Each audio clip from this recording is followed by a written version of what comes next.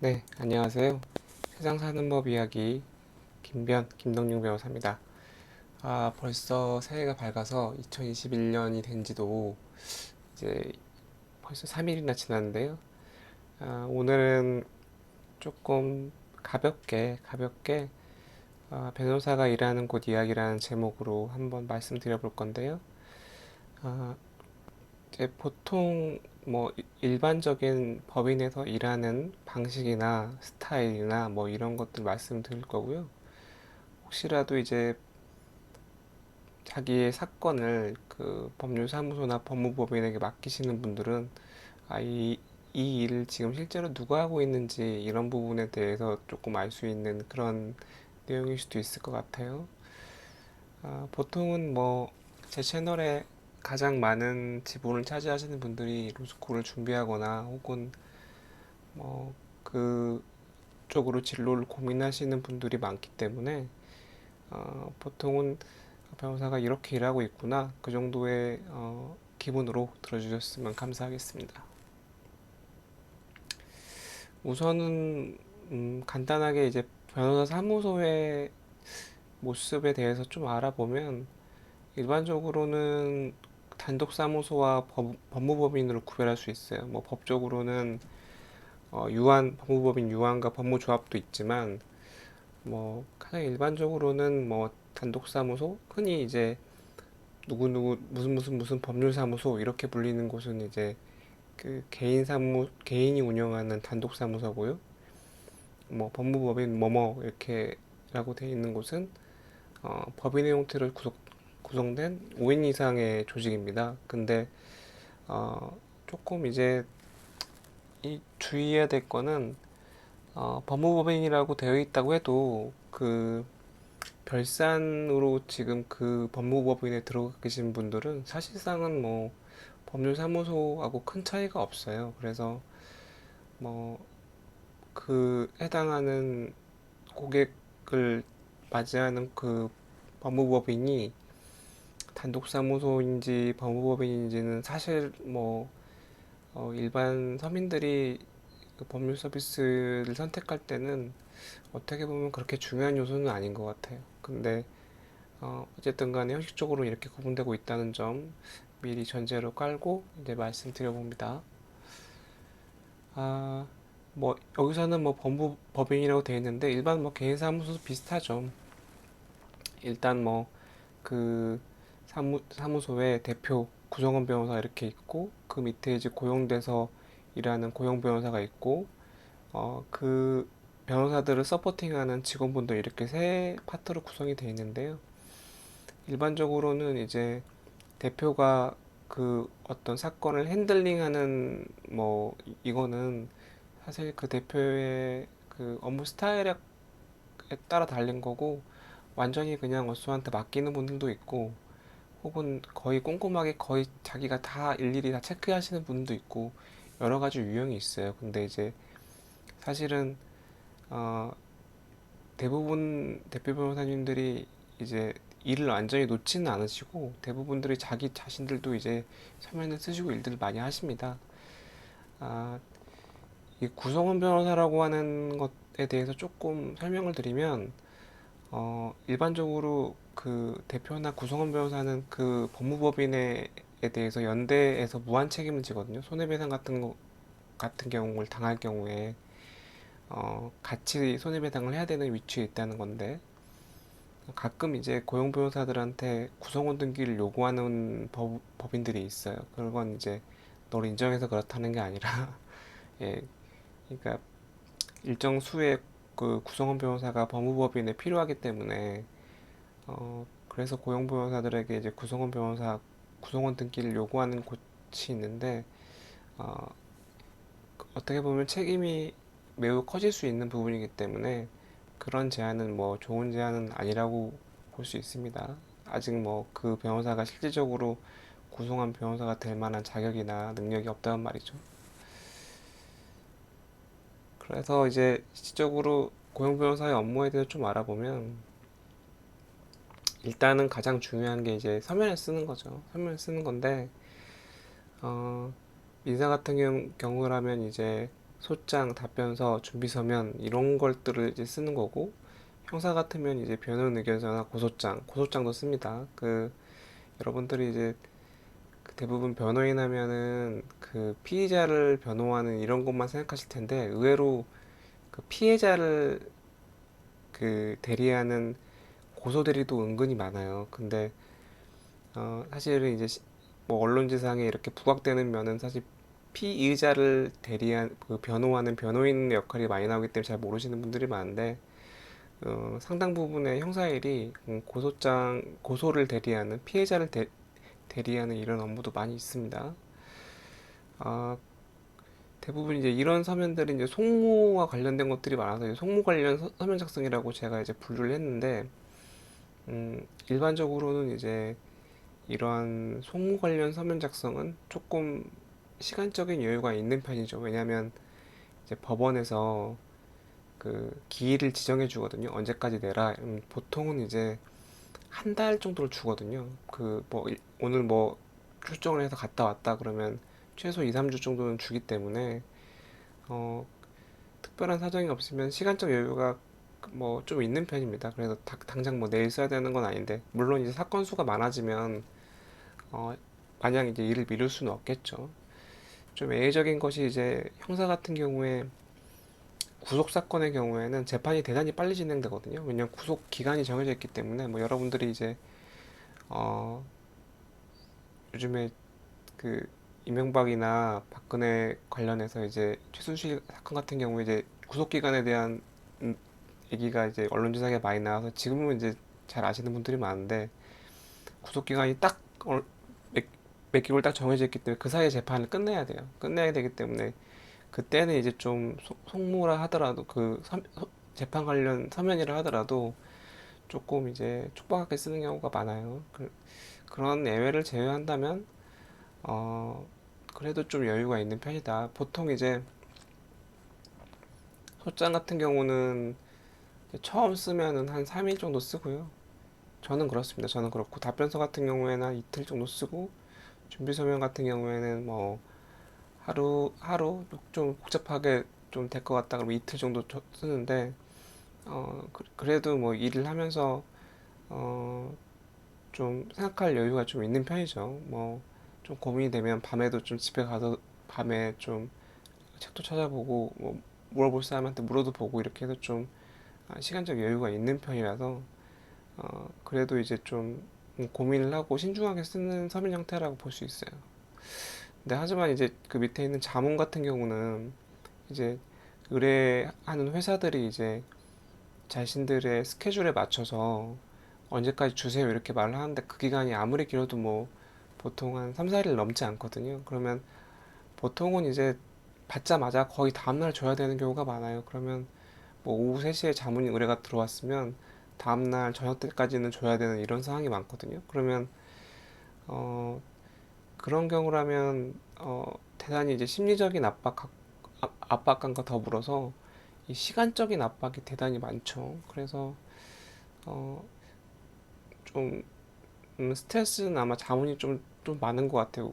또 송무랑 다른 점이 또 뭐가 있냐면, 이게 자문 같은 경우는 결국에는 물음이 이걸 해도 되냐, 이게 법적 리스크가 어느 정도고 이걸 대체하는 방안이 뭐가 있을까 이건데, 어, 방향이 이제 해도 되냐 안 되냐 양방향으로 열려 있죠. 송무 같은 경우에는 방향은 정해져 있는 거 아닙니까? 그 의뢰인의 편을 들어주면 되는 거니까 방향은 이미 정해져 있는 거고, 뭐 형사 같은 경우도 사실은 피의자의 편을 들어주면 그냥 되는 거기 때문에 방향을 고민할 이유는 없거든요. 방법이 문제지. 근데 자문 같은 경우에는 결론이 이제 어느 부분으로 가냐가 고민이 많은 부분이기 때문에, 특히 이제 자문 같은 경우에는 처음 이제 변호사 생활을 할 때는 그런 감이 저는 좀 힘들었어요. 그런 감이 없어서 이거를 무작정 된다고 하기도 그렇고 안 된다고 하기도 그렇고, 이제 그런 면에서 이제 대표님이나 이제 기타 파트너 변호사님들의 그 경륜이 묻어나죠. 이런 거는 조금 힘들다. 다만 이제 그럴 때는 꼭 좀 대안을 제시해 주는 게 좋거든요. 그래서 그런 대안을 떠올리는 것도 사실 경험이 좀 있어야 가능한 부분이 많기 때문에 제가 봤을 때는 좀 경험이 좀 필요한 법무 영역이 아닌가 그런 생각이 듭니다. 조그만 법인이라고 해서 자문 업무를 안 할 것 같은데 꼭 그렇지는 않은 것 같아요. 왜냐하면 어, 이제 대한민국에 큰 회사만 있는 건 아니거든요. 뭐 조그만 회사들도 있고 스타트업도 있고 그런 회사들도 항상 법무적인 리스크를 좀 없애고자 하는 노력을 요즘에는 되게 많이 하고 있기 때문에 꼭 큰 회사만 자문을 하는 건 아닙니다. 하지만 이제 페이는 좀 다르죠. 페이는 좀 다른데 저희도 이제 제가 일하는 법무법인에서는 큰 대기업 자문 쪽이 이제 하나 고정하는 곳이 있는데 아, 그쪽 자문은 신경을 되게 많이 쓰게 되더라고요. 아무래도 조금 이제 작은 규모 회사들은 이제 아무래도 성장 과정이 있기 때문에 조금 더 사실은 어떻게 보면 규모가 큰 대기업보다 더 자문이 필요한 경우가 많아서 난이도는 그렇게 차이가 나진 않는데 사실 어, 이게 또 사람인지라 돈을 많이 주는 곳에 예, 더 노력을 투자할 수밖에 없는 건 어쩔 수 없는 현실 같아요. 그 다음에 이제 고용변호사 어쏘의 업무 중에서 또 주요한 업무가 이제 출석하는 거죠. 각종 절차에 출석하는 건데 이게 가장 뭐 일반적으로 이제 법원에 출정 가는 거고 그 다음에 형사 같은 경우에는 이제 피의자에 대해서 접견을 하는 거고 뭐 그 다음에 이제 조사할 때 참여, 수사 입회를 하는 경우가 많고요. 사실 뭐 이런 경우는 많지 않은데 압수수색 같은 경우에 있는 경우에 압수수색이 있는 경우 압수수색 현장에 가서 그 압수수색 현장에서 이제 수사기관이 이상한 짓을 하고 있지 않은지 이런 걸 이제 참여하는 그런 업무들도 합니다. 어, 그러니까 이게 사실은 이제 민사법정 같은 경우에는 사실 이미 서면을 다 내고 준비 서면을 내고 상대방의 의중이나 이런 걸 이미 다 파악하고 가는 경우가 많기 때문에 사실은 민사법정에 출정하는 건 뭐 그렇게 부담되는 경우가 별로 없어요. 근데 이제 형사 같은 경우에 이제 만약에 어, 무죄를 다툰 사건이나 뭐 증인이 나오는 사건이나 이러면은 특히 이제 증인신문 같은 거 하게 되는 경우면 예, 조금 스트레스 받고 힘든 좀 그 자체에서 출정하는 것도 상당히 긴장되고 힘든 일이긴 하더라고요. 근데 제가 생각할 때는 사실은 뭐 그 변호사로서의 로망이 사실은 이제 법정에 가서 이렇게 구두 변론하고 증인신문도 하고 멋지게 최후 진술도 하고 뭐 이런 게 사실 로망 아니겠습니까? 근데 어, 사실은 어, 이렇게 법원을 한번 갔다 오면 이제 상당히 이제 에너지 소비가 많이 되기 때문에 일하는 게 또 힘들거든요. 그래서 사실은 그 고용 변호사 입장에서는 이렇게 절차에 출석하고 어디 왔다 갔다 하는 게 사실은 이렇게 어, 달가운 일은 아니에요. 달가운 일은 아니라는 거. 그 다음에 이제 이거는 근데 사실 사무실마다 조금 다를 수 있는데 의뢰인을 상담하거나 이제 직접 상담하는 의뢰인을 수임으로 유도하는 이런 일들을 하는 곳도 있다고 하더라고요. 저희 법인은 그렇지는 않은데 저희 이제 의뢰인을 상담할 때는 기본적으로 이제 대표님이나 혹은 이제 그 사건에 대해서 이제 수임을 하시는 파트너 변호사님들이 동석을 하시는 경우가 많고요. 어, 제 생각에는 이제 제가 일을 해본 입장에서는 의뢰인을 직접적으로 컨택하면서 계속 그 송보를 하는 게 어, 그게 더 옳은 방향인 것 같아요. 왜냐면 이게 아무래도 그 기계적으로 그 의뢰인이 보내온 서류만 보면 좀 그 사건의 실체에 대해서 파악하는 게 사실 조금 더딜 수 있거든요. 그리고 아, 가끔 이제 법무법인 중에서는 의뢰인하고 컨택을 아예 못하게 하는 것도 많은데, 그러니까 고용변호사가 이제 직접 의뢰인하고 컨택하는 게 어떻게 보면 이제 그, 그 사무실 운영하는 사람 입장에서는 그 이런 표현은 좀 그런데 그 호랑이를 키워주는 게 될 수 있거든요. 자신의 고객들을 빼갈 수 있기 때문에 나중에 나가면서 이제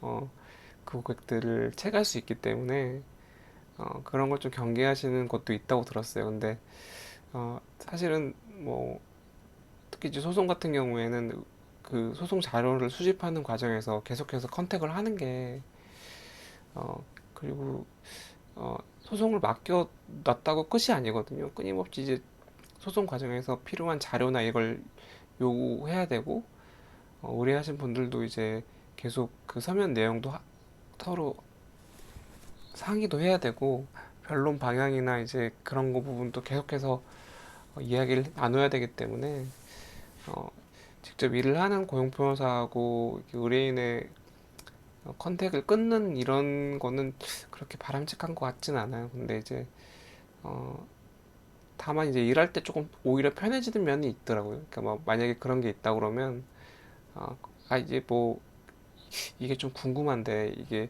어떻게 되는지 궁금한데 이걸 확인을 해봐야 되는데 그 대표님이나 이제 파트너 변호사님 거쳐서 하게 되면 일단은 뭐 제가 직접 의뢰인을 대면하는 일은 없기 때문에 그렇게 되면 좀 편할 것 같긴 하더라고요.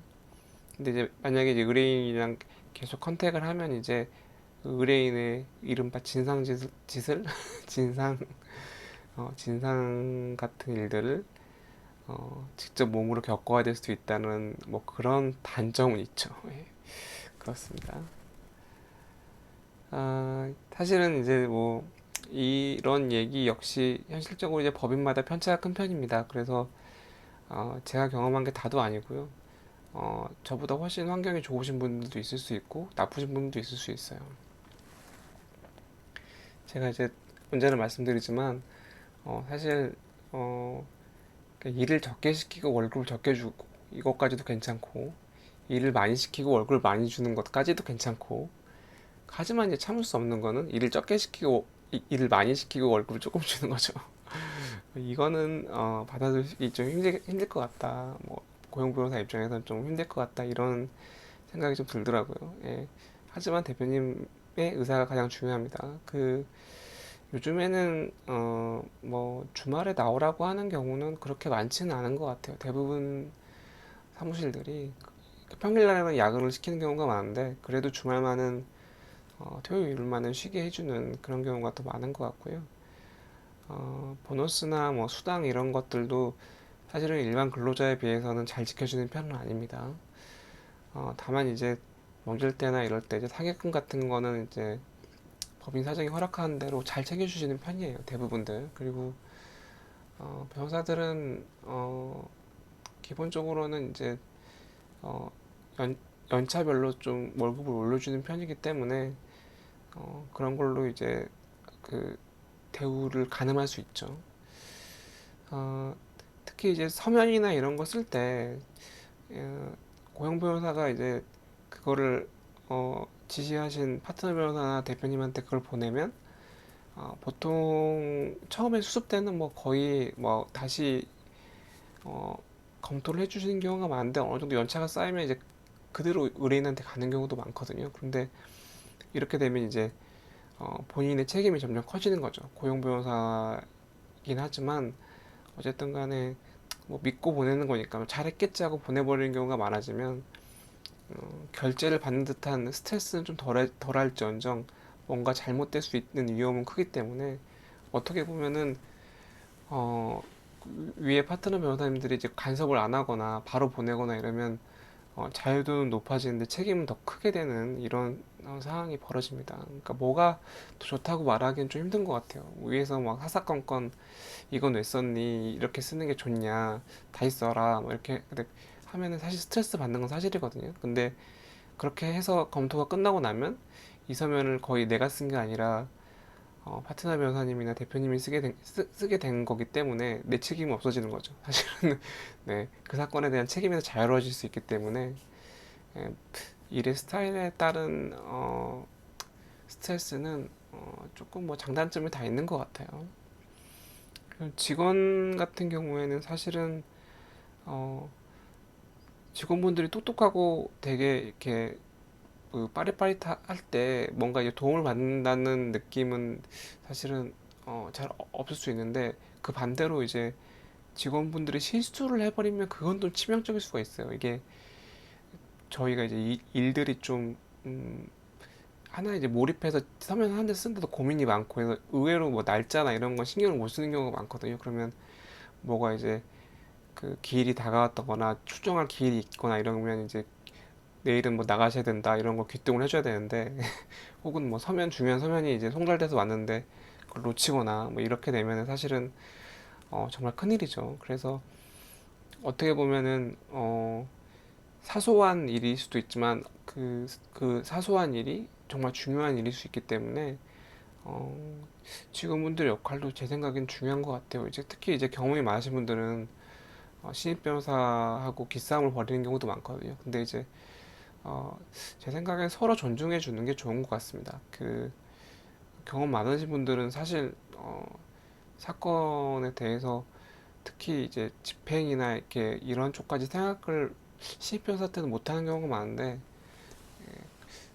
그런 사건을 좀 전반적으로 많이 이렇게 넓게 보고 이게 궁극적으로 정말 돈을 받아낼 수 있을 것인가 이런 것까지 생각하시는 거는 어떻게 보면 이제 오랜 생활 직원을 하신 분들이 나올 수도 있거든요. 그래서 가끔은 좀 스스럼 없이 물어보기도 하고 가끔들은 뭐 이 사건이 어떤 식으로 진행될 것인가 뭐 좋은 아닌 조언을 구하기도 하는데 하지만 변호사로서의 적절한 선을 지켜야 되고 결국에는 판단은 자신이 해야 되는 거예요. 그러니까 음, 뭐 사실은 이제 직원분들 중에서도 서면을 쓰시는 경우가 종종 있거든요. 그 간단한 서면은 어, 법인의 변호사를 거치지 않고 직원분들이 이제 직접 대표 명의로 쓰기도 하고 어, 자문 같은 경우에 이제 특히 이제 법리적 판단이 필요하지 않은 부분 그런 부분들은 이제 자문 관련 리서치를 하시면서 어,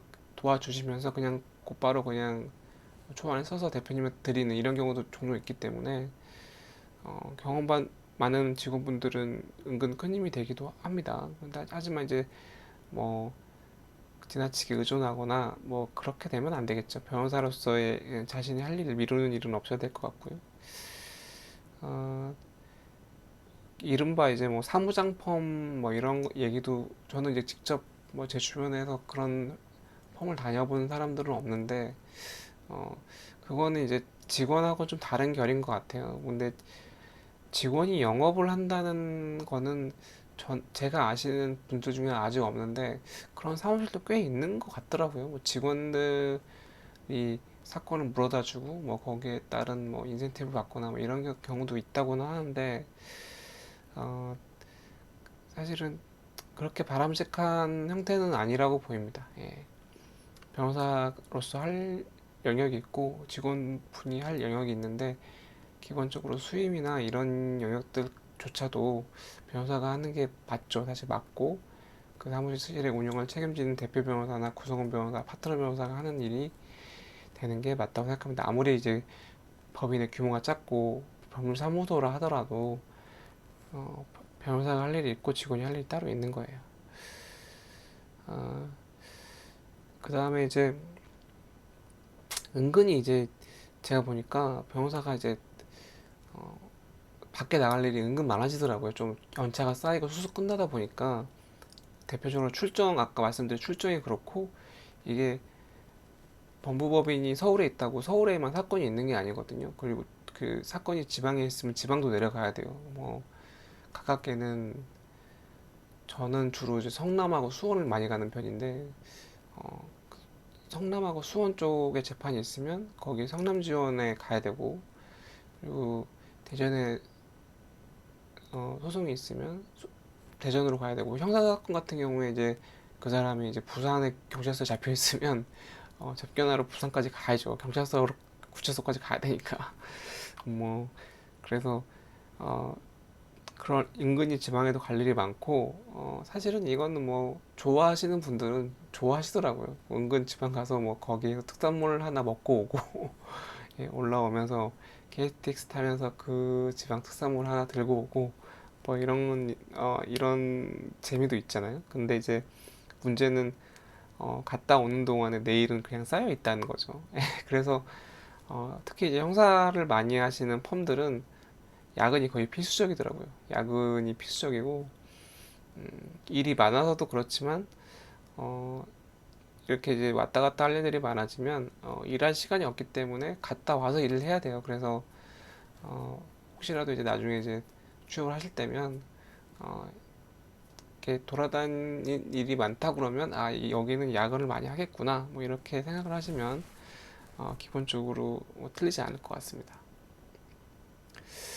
어, 제가 이제 뭐 연차가 많이 쌓인 편은 아니라서 뭐 그렇게 뭐 변호사 생활은 이렇다 뭐 앞으로 이럴 것이다 뭐 이렇게 뭐 말할 수 있는 연차도 능력도 없는 나이에요 사실은. 예.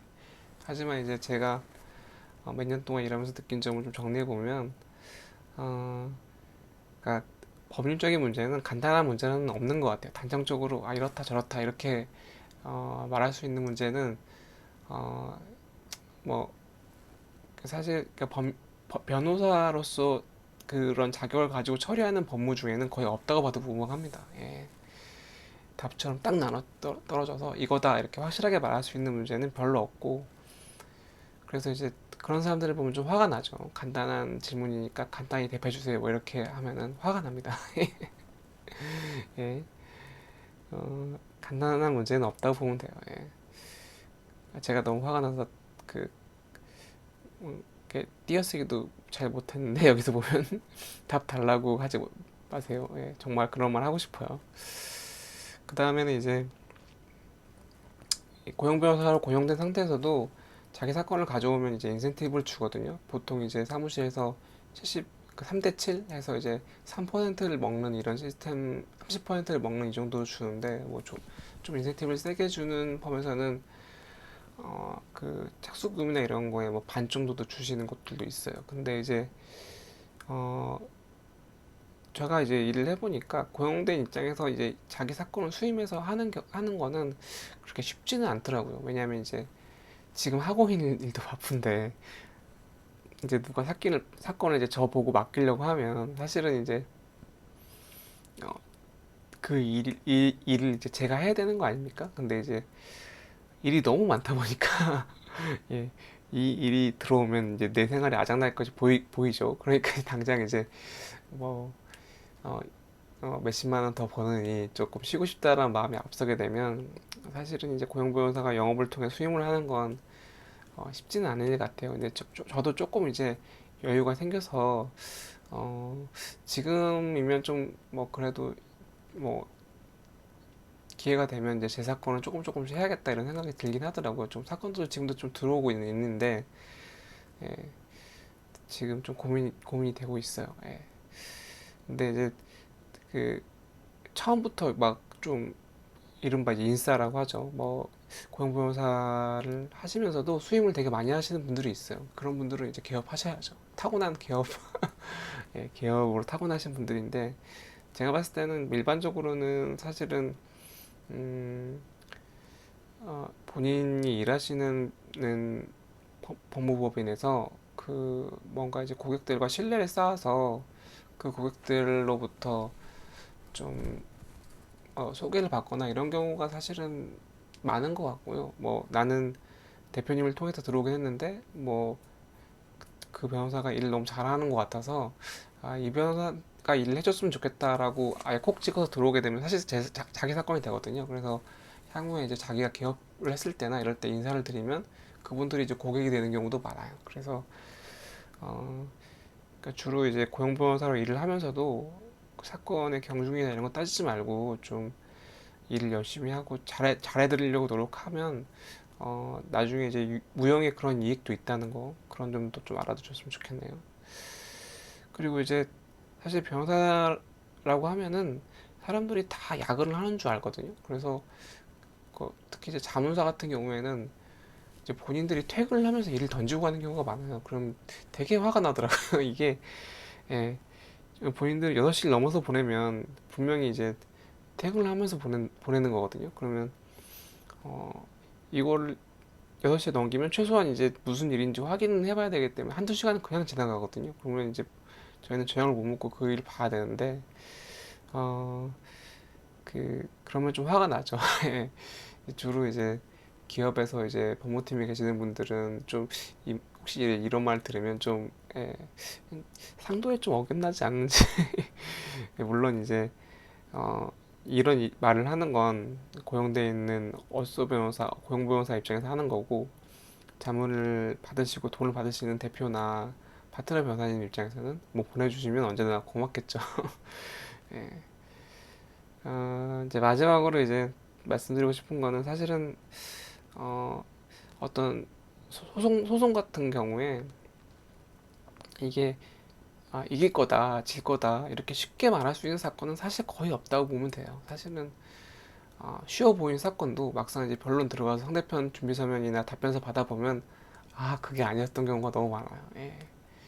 처음에 이제 의뢰인 상담할 때나 이럴 때는 뭐 이 사건은 뭐 쉽게 갈 수 있겠다, 뭐 진리가 별로 없겠다, 증거도 너무 확실하고 어, 사건의 이제 법리적인 판례나 이런 부분들도 뭐 질 가능성이 별로 없겠다 싶은 사건들도 막상 들어가 보면 아닌 경우가 많고 어, 마지막 이제 그 마지막 기일까지도 승리를 확신했던 사건들이 전혀 엉뚱하게 패소하는 경우도 많고 그 반대의 경우도 많아요. 이걸 이길 수 있을까? 이기기 좀 힘들겠다 이런 사건도 이기는 경우가 많거든요. 그래서 어, 잠깐 앞에서도 말씀드렸지만 사실은 이제 변호사로서 처리하는 업무의 수준이라는 거는 쉽게 단정할 수 있는 사건들은 많지 않습니다. 예. 그래서 이제 그 변호사라는 직업이 고도의 전문적인 이유가 바로 거기에 있어요. 그러니까 사고력도 필요하고 단순하게 이제 법률 조문을 달달달 많이 외우고 판례를 달달달 많이 외운다고 해서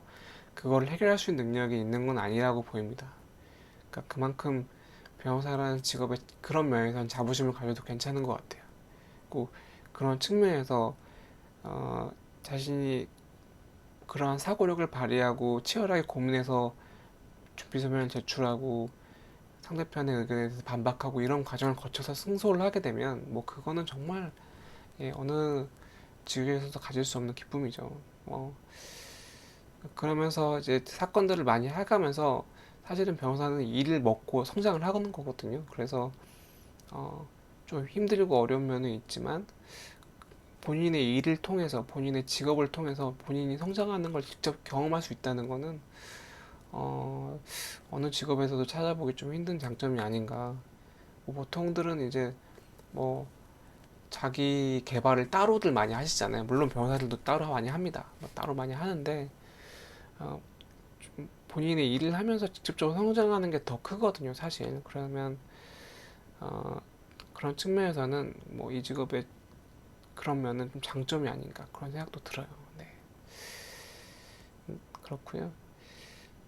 예, 지금 시간이 이제 뭐 새벽을 넘어 가까이 오고 있는데 항상 이제 그 일을 하고 이제 제가 시간을 내서 일하는 지금 녹음을 하거나 방송을 만들거든요. 그러니까 어, 좀 컨텐츠의 질이나 이런 게 좀 떨어지는 건 어쩔 수 없어서 정말 이 좀 개발세발 만든 제 말을 구독자가 100명이 넘어가고 있다는 사실조차 저는 좀 죄송하기도 한데 어쨌든 간에 지금까지 이런 별거하는 얘기를 들어줘서 너무 감사하고요.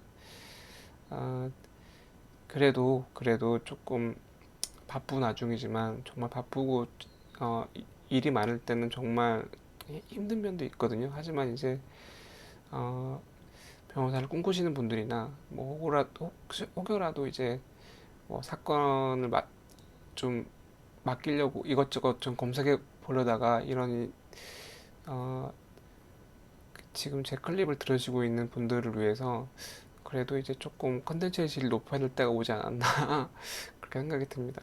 예. 그래서 조금 이제 좀 다음 주부터는 좀 이제 그래도 편집도 좀 하고 예, 그러려고 좀 노력하겠고요. 예, 오늘은 들어주셔서 감사하고 새해 모두 원하시는 일들 다 잘 되시길 바라겠습니다. 예, 오늘은 여기까지 하겠습니다.